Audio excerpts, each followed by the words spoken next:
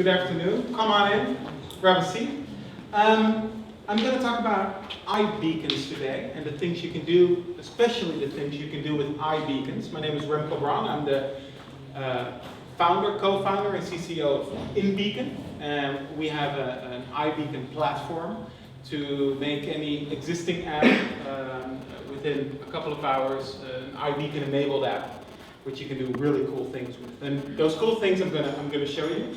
If you want to, by the way, test out those cool things afterwards, you can. We have a small little stand or booth at the floor where you're going to have drinks later. What you have to do is search our name in the App Store. It's an iOS app only, unfortunately, right now. But if you have iOS, just search iBeacon and we can show you some cool demos with that. I'll show this afterwards again, because I first, of course, need to tell you why it's cool and what you can do with this technology. What iBeacon is, it's a technology that's been around now since, I think it's already about 3 years old, because it's based upon the Bluetooth 4.0 technology. And what you can do with it is you can close the loop between online and offline. And that's what makes it really special, because it's something that we haven't been able to do yet, as of yet. What you can do with it is actually do something with your customer on site. Almost the same way that web shops are doing this right now. When you go to a web shop and you return to the web shop says, hey, you bought this article, maybe you like this article. So, Amazon's been doing that since 2002.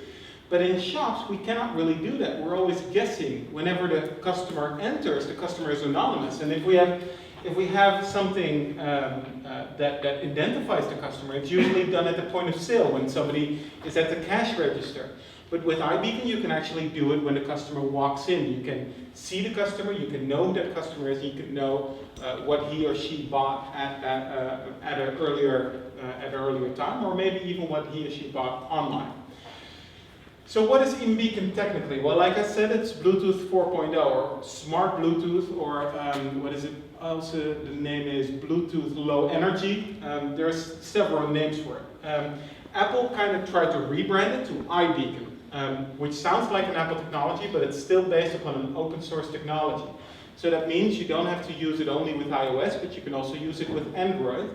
And Windows Phone has also now started supporting iBeacon, or Beacon as then you should call it, because iBeacon is really, it sounds like an Apple thing.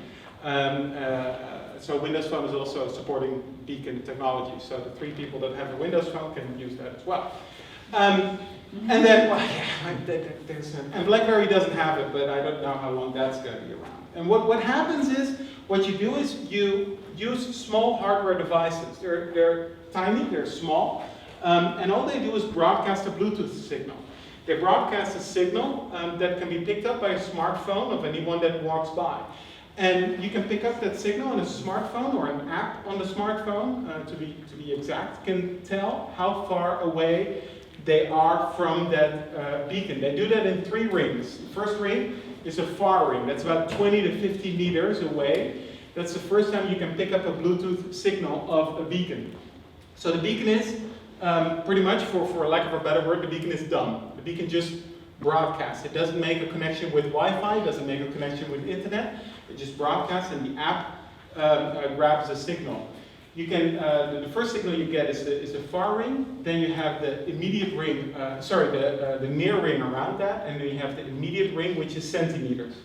The near ring, the one that's 2 to 5 meters, is used most of the time, especially in retail settings. It's a good way to see if somebody enters the store, or somebody's in front of, for example, a clothing rack, or is at a specific product. And what you can do when a customer, or anyone, a visitor, walks in or out one of these rings, you can, for example, send a push notification.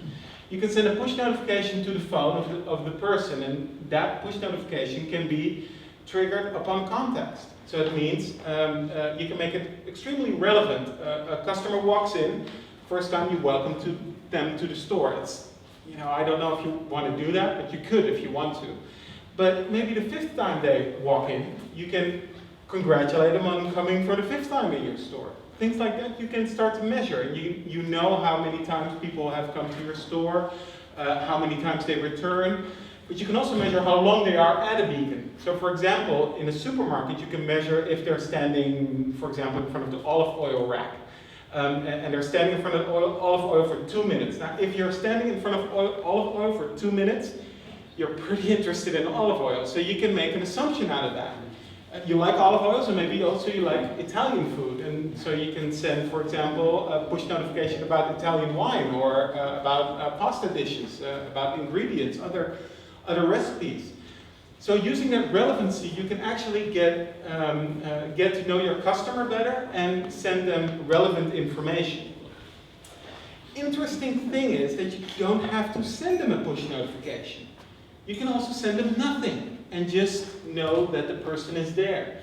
So you can also just use it as, when you integrate it into your app, you can use it as analytics. So you can measure how many people come to my store, how many times do they return, what is the retention rate, how long do they stay in my store, the dwell times in my store, etc., etc. You can even make heat maps if you have enough beacons in your store. You can see from what point to what point they're walking. And that's interesting information that we've had for ages in the online world, but we've never had that for offline world, except if you install very expensive Wi-Fi tracking system or camera tracking systems. But these beacons, they cost around 25 euros a piece, and integrating the technology into an app is pretty, well, it's not cheap, but you know, I have to make a living, but it's pretty doable money-wise. So where do you find iBeacon technology right now? Where are the pilots and implementations being done as we speak right now? Because it's been on the market, let's say about October last year, I think. That's when it really, with iOS 7, it really started picking up the pace. Macy's is one of the biggest implementations in the world right now. When you enter a Macy's store, they pilot tested this at 2 stores. I didn't know that. I took my wife to a couple of stores in Texas. I was walking around, she was shopping around, I was walking around, cost me a lot of money.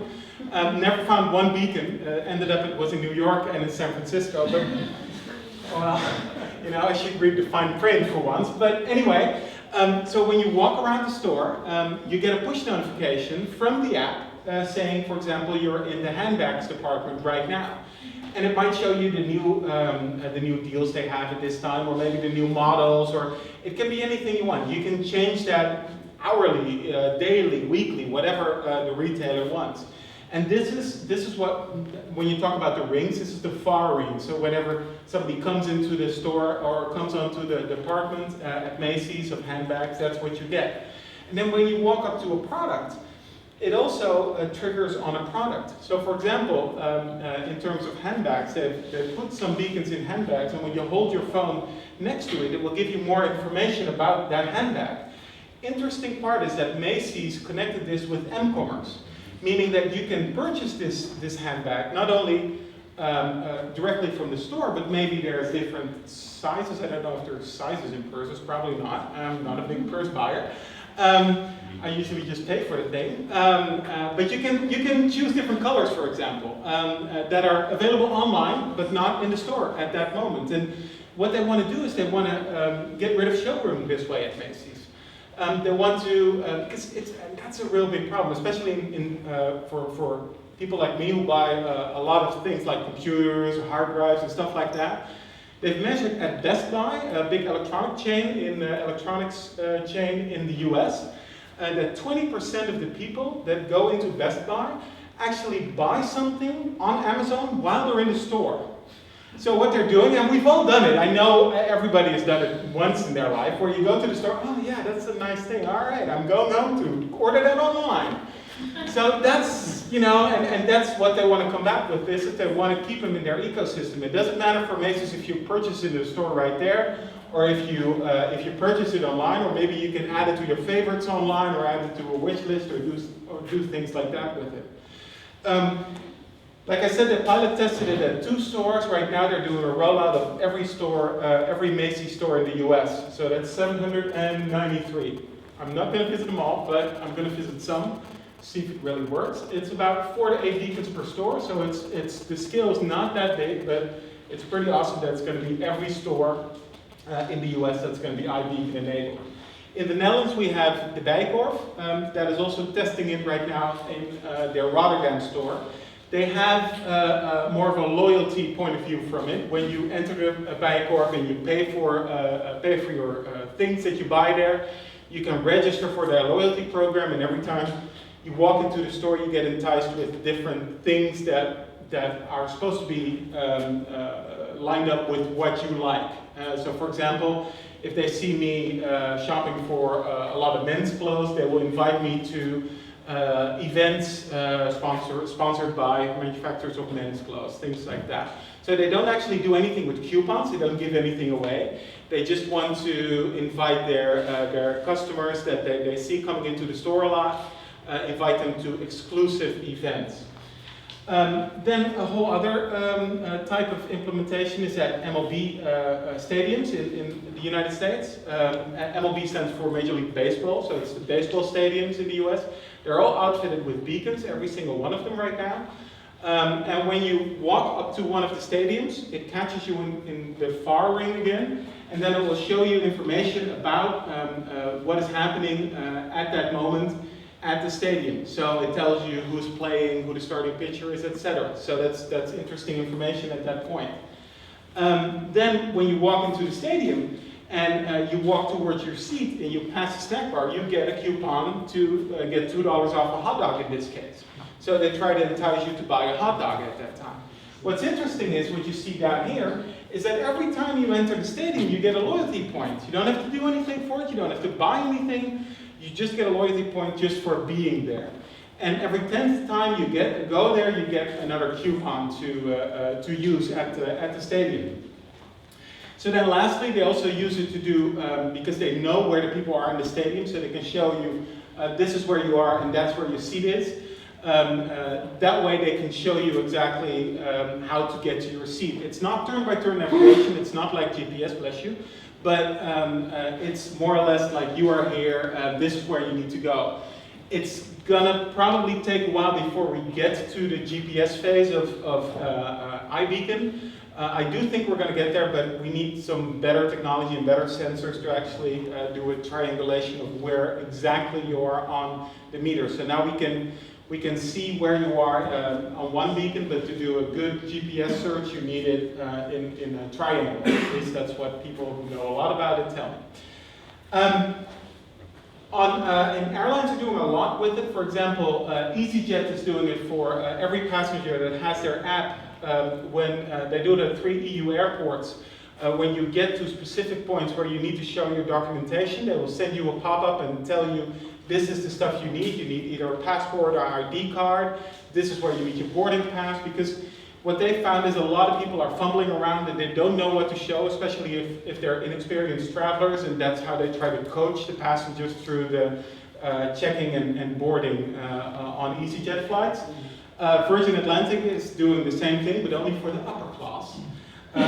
That's the business and first class passengers at Virgin Atlantic, and they do it with their boarding pass, which is actually stored in Passbook on iOS, so that's interesting. They don't do it with their own app, they do it with Passbook. And then you actually get the same information, so you get your boarding pass when you need it at that time, and it will tell you, okay, you're waiting in the lounge too long, you need to go to your flight right now, because it knows where you are at all times. KLM is doing the same thing. Interesting story. KLM was losing transfer passengers because Amsterdam Schiphol Airport is a nice airport to be at, and people would arrive there and they would just get lost in all the stores and everything, and they would lose their connecting flights. So they made in their KLM app, they made a navigation thing where whenever you arrive as a transferring passenger, so you have another KLM or other flight to get to, it will show you, okay, this is the gate where you are, this is the gate where you need to go, and this is how long it's going to take you, so don't get lost. And when it sees that you're at the wrong time, at the wrong place, it tells you to hurry up. And the interesting part is that KLM can see in the back end where the passengers are at that time on the airport. So it's pretty cool technology where it's not really spying, but you know, you can see where people are, so that's cool. So it's nice, and this is a great way of giving something back to the passenger as well, because they know, okay, I have 30 minutes and it's a 10-minute walk to my next flight, so I have 20 minutes to do whatever I want on the airport. Get a massage, go to the casino. Levi's is doing it with billboards in New York, where if you're in front of a billboard, you have the Levi's app installed. You can actually see directly on the app, because the app knows in front of which billboard you are. The app will tell you, okay, you can get the jeans that are on the billboard right now in these retailers in the vicinity. So they're using the location that way, so they can actually drive sales to their retailers. I'm going to talk a little bit faster now because I need to hurry up. I can maybe talk faster, I'm not sure. Then Carlsberg does it in London. They have beer mats that are beacon enabled, and then when you have the Carlsberg app installed, when you sit down to have a beer, it will know that you're sitting down, and after a couple of minutes it will show you, oh, you want to know what's going on around you. In other pubs that, of course, serve Carlsberg beer. Interesting part here again is, people don't know this, but Carlsberg is going to get all that information back, so they know what pubs you visit, they know how long you've been in the pubs, maybe they know what friends you are with in the pubs, etc., etc., etc. So it's really cool marketing information you get back as a brand in this case, or as a retailer. And hopefully they share this with the pubs as well, so they know they're seeing that from people. And of course here in Belgium, Deleuze is doing a pilot with Coca-Cola, where you can get, through the My Shopping app, you can get deals for Coca-Cola products while you are shopping. This is kind of cool the other way around. You can actually put a beacon on someone, and that way you can see if that person is close to you. They do this in Melbourne with people who sell snacks in the stadiums. You can see if there is a salesman close to you, and they've done a promotion with this, which was very popular. Because they wanted people to install the app, and if you had the app installed and you kind of caught the guy and showed him, hey, I can see you in the app, then you get a free snack. You give people free sugar and they'll do about anything. In Rotterdam, we have what's called Rotterdam Central District. For people who have been there, that's the part between the Koopgoot, which is where many of the shops are, and Central Station. And there's going to be about 200 beacons there. Which are open source, and that's kind of cool. It's going to be an open database. Any developer can use those beacons to do something cool with, and they actually are doing this on US airports as well, where you have an open database of beacon IDs that any developer that wants to can use those. There's a lot of stuff that's going on with beacons. Regent Street in London, you download the app, you tell the app what type of things you like, and then when you walk around Regent Street, there's about 200 beacons around the street, and in Regent Street they can see where you are, and then they'll give you contextual information about what the stuff you like and about the stuff that is around you at that moment. Hammerson Mall, so it's doing the same thing, only they're doing it more with loyalty. The cool thing here is this is done by the company that creates the shopping malls.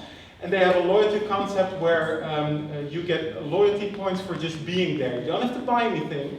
Just be at the shopping mall and you get loyalty points. And the longer you're there, the more loyalty points you get. And consumers are reacting very favorably to it. So that's very interesting as well. I'm not going to show you this because I'm running out of time. I want to show you some of the effects, some of the data that's of the usage. This is a very interesting thing if you sell sausages, for example, with the Listies app, which is kind of comparable to My Shopping app here in Belgium. It's an app where you can create your shopping lists. People were asked, do you want to add this product to your shopping list? And if people wanted to add that product, which were new sausages that Hillshire Farms brought out, then whenever you went to the supermarket, it gave you an update. Hey, here, those sausages you wanted, they're right here in this aisle. Go get them. And they found that the app usage of just by promoting those sausages increased by 16 times because the app was really thinking with the consumer at that time. But even better, the purchase intention of those sausage sausages increased by 20 times compared to people who did not receive a push message. So you actually can sell more sausage using iBeacon. This is not the sausages, but this is more or less, I think these are retailers, it's Timberland stores, Lord & Taylor, there's a couple of department stores that work with it, and they surveyed shoppers who received iBeacon coupons, and 60% of the shoppers said they would come back just for the coupons because they like the fact that when they spend time there and they get contextual coupons, they like the way that feels when they shop there. Okay, almost in conclusion, there's really three big parts to this. It's proximity marketing, that's the push messages, and that's what you hear a lot about. But in my view, what you get from CRM loyalty and what you get from the customer intelligence you get back, that's extremely valuable. And that you can do a lot of cool stuff with that because it can make you so much more relevant to the consumer, which is really awesome. If you do proximity marketing, make sure you be relevant because the consumer is in control. That means you need your app installed on the phone to be able to send information or to be able to measure information. The only thing the consumer has to do to quit you following or to quit you sending them messages is deinstall the app. So the consumer is in control. So it's an opt-in technology. So be careful with that, because if you send someone too many push notifications, then they're going to deinstall the app. So best practices is to learn from your customers, find out how to be relevant to your customer, make it a right time experience so it really fits in with what they do at that time, and especially be personal. I'm going to skip this, although it's extremely interesting in what we do. We make all this possible. I know you want to ask me some questions, but like I said, we have a small little booth, which I'm going to be at after this and after the break, so I'll tell you more about how we do this with the apps and the offline location and online profile, and this really cool thing that we call an ecosystem, and all the things that we do with it, and I'm just going to skip through. I want to show you two things, which is really cool, because there are live things that we did. A personal push notification, so send a push notification that's made personal for that person, even though you don't know that person. But also this is the clienteling display that we have that's standard in our platform. And you can see, for example, how long people have been at the location, how many people are at the location right now, if people have returned, what types of phone they use, etc., etc. And even when people register in the app, so you know who the person is with the app. You can, and we have these things installed in our booth as well, so I can show them to you as a live demo. You can see who is walking up to the screen. We did this at an event. We put the screen behind the bar, and whenever you walked up to the bar, it would show your name. I wanted to put there how many times I'd been at the bar that night because it was a party. And the organizers wouldn't let me do that. And then I was, thinking, 5 times at the bar, that means we're going to get you an Uber cab or something like that. But we could do that, but we weren't allowed to do that. So that's it. Inclusion, it's going to be a new age for customer connections. These are actual pictures of my grandfather and my father, who had a small shop in Utrecht. They knew all of their customers by name. They had about 200 customers, and that's what they lived from. They sold fruit and vegetables to them.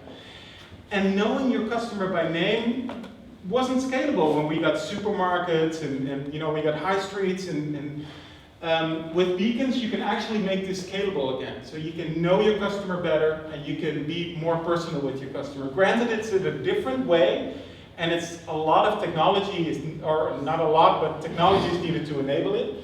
But it's going to give a really good feeling. Okay, this is the app now. Any questions?